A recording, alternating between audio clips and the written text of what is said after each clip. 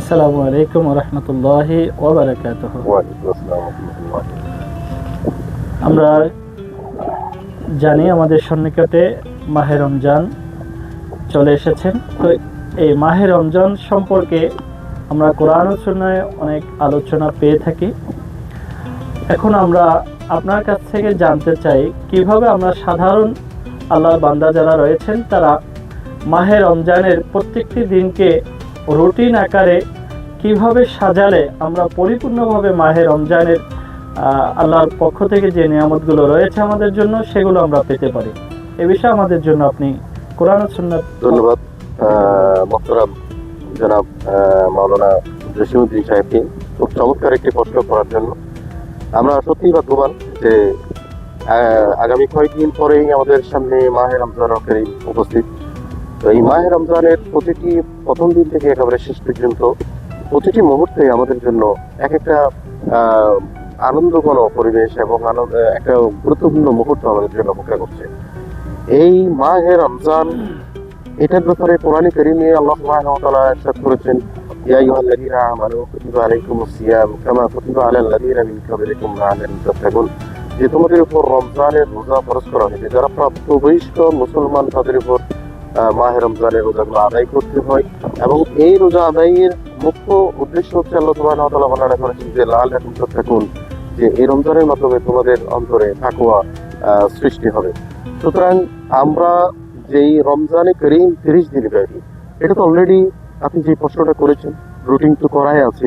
30 দিনে 30টা আমরা রোজা রাখতে পারি এবং রোজার সাথে সাথে কোরআন কারীমের তেলাওয়াতকে সংযুক্ত করে দিতে পারি এবং তারাবির নামাজ যদি অংশগ্রহণ করতে পারি, তারাবির নামাজে কোরআন তেলাওয়াত করা হয় এবং রাত্রিবেলা যখন আমরা সাহারি করতে উঠি, অন্যান্য দিনে হয়তো বা আমাদের তাহাজ্জুদের নামাজের সুযোগ হয় না, কিন্তু সাহারি অন্যান্য মাসে কিন্তু আমরা এই রমজান মাসে যখন সাহারি খেতে উঠি মধ্যরাতে, তখন আপনাদের জন্য সুবর্ণ সুযোগ এই তাহাজ্জুদের নামাজ আমরা চাইলে আদায় করতে পারি এবং সাহারি শেষ করার পরে আমাদের ফজরের নামাজটাও চাইলে আমরা জামাতে একসাথে নামাজ আদায় করতে পারি।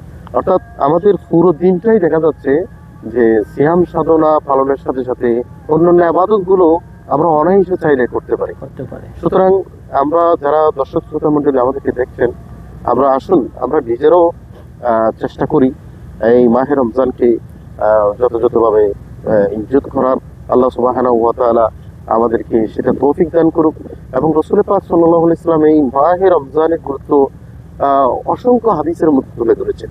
যেমন একটি হাদিসে আছে যে মান সামা রমজানা ঈমানান ওয়া ইহতিসাবান গুফিরা লাহু মা তাকাদ্দামা মিন যানবিহি, যে ব্যক্তি আন্তরিকতার সাথে ইখলাসের সাথে মাহে রমজানের রোজা পালন করবে সে ব্যক্তির আগে পরের গুনাহ আল্লাহ সুবহানাহু ওয়া তাআলা মাফ করে দিবেন। সুবহানাল্লাহ। তাহলে আমাদের গুনাহ মাফ করার একটা সুবর্ণ সুযোগ কিন্তু এই মাহে রমজান এবং রমজানের এই 3 দশকে 3টা নামকরণ করা হয়েছে। একটা হচ্ছে রহমত, মাগফিরাত, নাজহাত। সুতরাং আমরা এই 3টা দশকের মধ্য দিয়ে বান্দাকে আল্লাহ সুবহানাহু ওয়া তাআলা চেষ্টা করেন যে বান্দাকে কোনো না কোনো উপায়ে আল্লাহ ক্ষমা করে দেওয়ার। সুবহানাল্লাহ। সুতরাং আসলে আমরা এই মাহে রমজানকে অত্যন্ত ভাবনার সাথে আমরা পালন করার চেষ্টা করি। আল্লাহ সুবহানাহু ওয়া তাআলা আমাদের সকলকে শারীরিক মানসিক সুস্থতা দান করুক। আসসালামু আলাইকুম ওয়া রাহমাতুল্লাহি ওয়া বারাকাতুহু। ধন্যবাদ মোহতারাম, অত্যন্ত সুন্দরভাবে কোরআন ও সুন্নাহ থেকে আমাদেরকে প্রশ্নের আলোকে বোঝানোর জন্য। আসসালামু আলাইকুম ওয়া রাহমাতুল্লাহ।